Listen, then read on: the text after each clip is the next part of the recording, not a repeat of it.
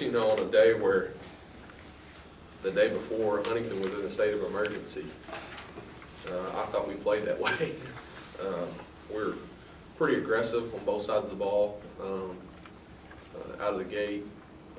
I'm really happy that we held them to less points than us in every quarter.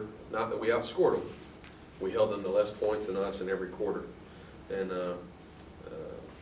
you know, and I think that leads to baskets for us. But we only scored 13 in one quarter, and we held them to 12. What a great team win. What an unbelievable crowd.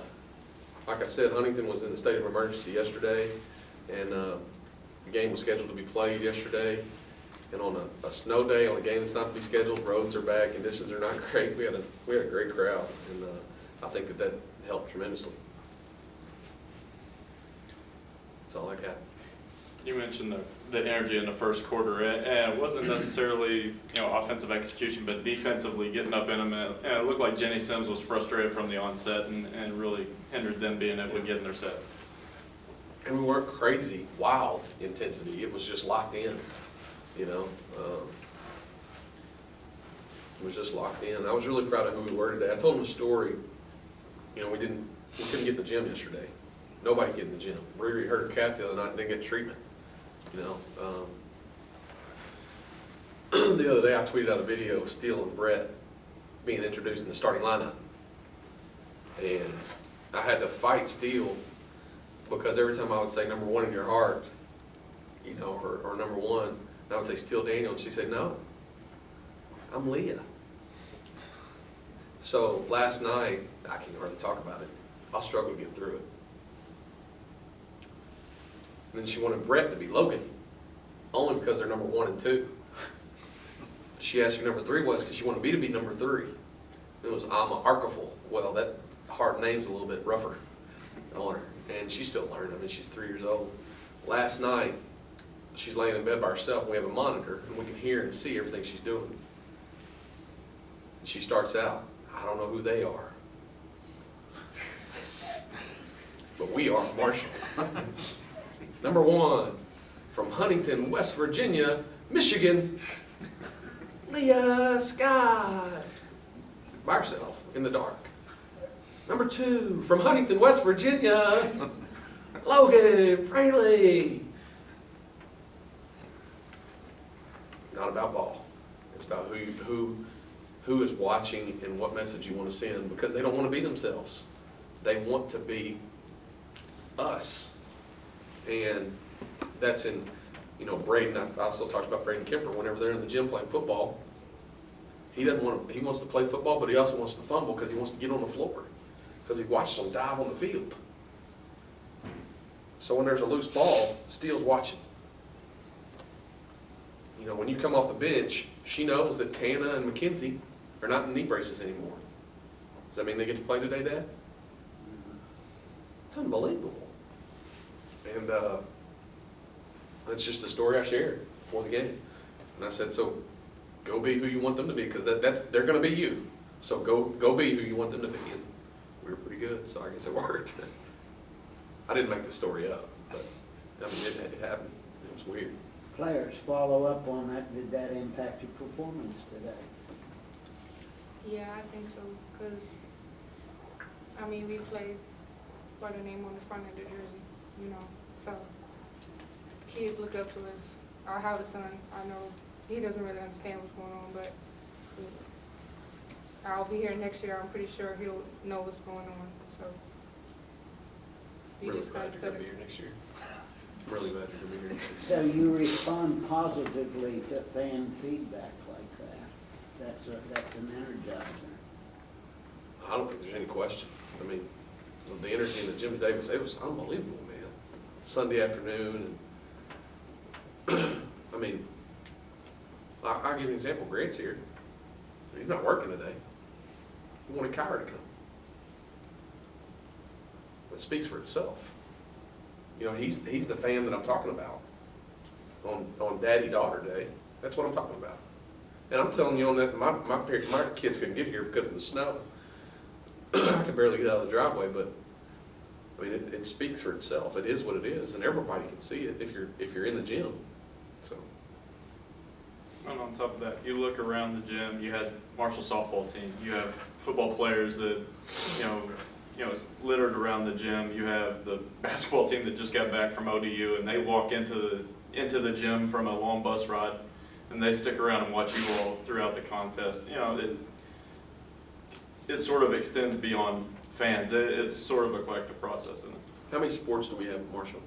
18, I think, 17, 18. Is that right? There's only one team. 16 teams, there's only one team. There's only one team, it's Marshall. I don't know who they are, but we are Marshall.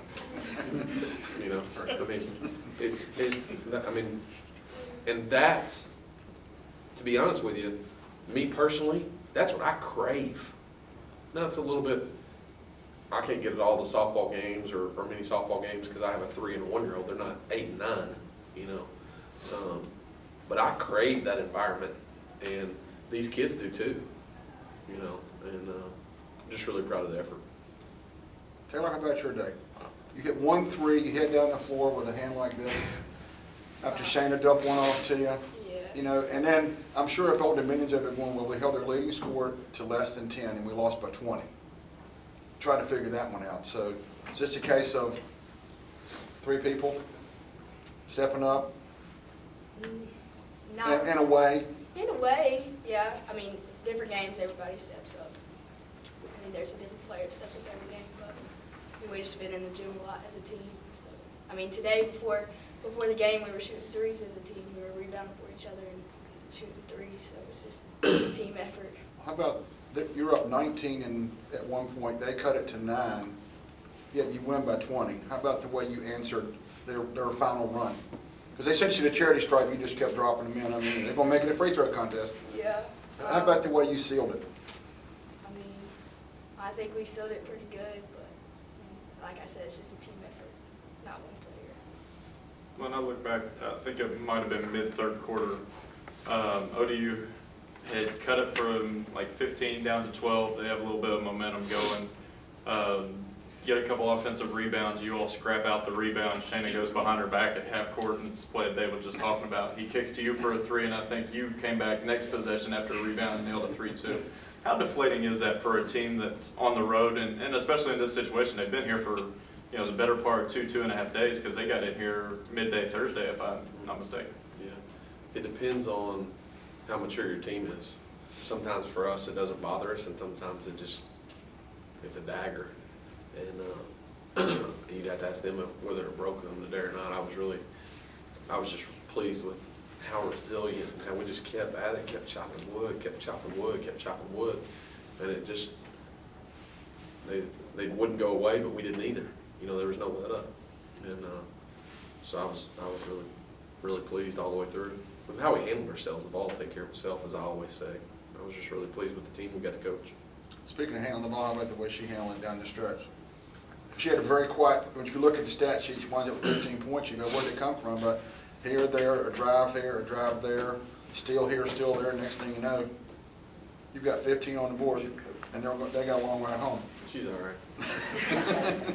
Would you call it a quiet day? No, she's, our relationship has been pretty cool, how it's matured and grown. I mean, she used to be way more hard-headed than she is now, and I've never changed how hard-headed I am. And she's just matured so much, and now she can call set. I don't really care, do I? I may call something, I may change it, but it's not, I mean, she's cool head wins a hot game, and she's been through enough hot games with me that I know she's got a pretty good cool head on her shoulders most of the time. You think when you survived that little shot you took down there, because you took one, because you came down the floor, and I thought you were going to lose it in tears. I mean, you got belted. I thought they might take it, and then y'all kept playing on. It's like, I guess he doesn't care. I'm hurting here. I think I was a little more embarrassed than hurt. That's usually the case. She'll tell you what I told her when we were on the free throw line the other day, and what'd I say? Suck it up. Suck it up. Let's go. Riri, you put something on social media earlier today. I think it was today. Is this the point where you don't take games for granted because you know it's winding down a little bit, and you think about that when you're going out on the court?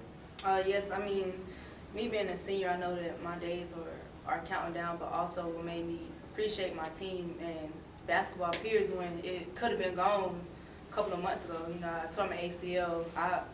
My recovery was great. It didn't have to go like this. So I just saw it was a flash. You know, it could have been gone. I might couldn't have been came back and played with my team.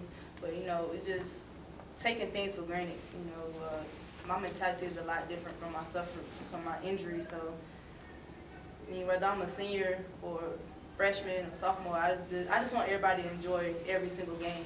And I probably learned that longer than, you know what I'm saying, probably learned it too far. I wish I could have learned it easier. I mean, early in the year, my years here, but can't worry about the past, gotta worry about the future. Earlier on in the year, you said you weren't a pressing, trapping team, but we saw a lot of that today. Change of philosophy? I'm just reading the room. You know, the card player in me, I'm just reading the table and seeing what they've got and checking out if they've got real cards or not. And it's worked for us the last couple of games. So if we can keep somebody off balance, I think we're known to not be that. So when we do that, everybody's like, what's going on? So I'm sorry, I'm still reeling from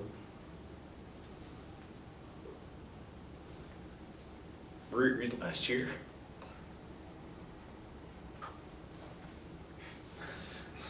I don't miss you. Not as much as you're gonna miss me, but it helped slow up, change up pace, and throw curveballs and, you know, change ups and whatever else. I must be really tired today. That could be now a viable, consistent weapon, depending on your read. Yeah, but if it's not, we'll do something different, you know. I'll tell you what we didn't do different. They ran a sideline out of bounds late in the game when we went zone, and we got to stop. And so it worked out. And they didn't have 12 players on the floor either, so we were good. So like with the losses to North Texas and Charlotte, I know that being tough inside was something that you all pointed to in those losses and talking in here. It seemed like today you all were out to prove early that you all were going to be the aggressor and the more physical team inside. Yeah, today in the locker room we talked about, you know, throwing the first punch and getting at them early, because most of our losses we weren't really like aggressive when we first started off. So if we're the aggressor, then most likely it'll be in our favor to win. Coach, is that where she's sort of matured a lot this year? Because, you know, she took a shot in the nose, I think, you know, 2 possessions into the game and sort of, you know, grabbing for it and things like that. But then she came back and dished a couple. I'm just glad to know they're listening. She said that sometimes. I'm like, are y'all listening? Yeah, we got you. Because they can multitask like nobody. I mean, your daughter can multitask like nobody's ever multitasked ever, us growing up. And Popcorn and iPads. yeah. T, I mean, you can see T's growth. You know, you can see it. You can see in how she's carrying herself. And you can see in, she has rough days, but so do I, you know. You can just see in how she's walking into a gym, and you can see her bounce up on her tiptoes. And when she's bouncing up on her tiptoes, that means everything's going pretty good. And when she's shuffling her feet, she doesn't know I know all this, but when she's shuffling her feet, you got to make sure she's locked in. And today she was a little more on her tiptoes than normal, and so I think she's had a pretty good day. Overall, summarize the improvement as you've seen it as a composite. We're playing a lot harder. You know, wins and losses, you're in conference play. Conference games are hard to win, but you know, we're playing a lot harder for longer periods of time. And the youngest team in the country's growing up pretty well. I mean, we were picked 10, or we picked too high. I don't know, because I don't put a lot of stuff in that, but given the youngest team in the country and where we've been picked the last 3 years, I was a little surprised. Not than what I think we're capable of, but just given what everybody else saw, they didn't know what we had. So, just really impressed with the longer periods of time of how hard we're playing, and we've got to continue to grow if we're going to be, you know, continue to be in the mix of things.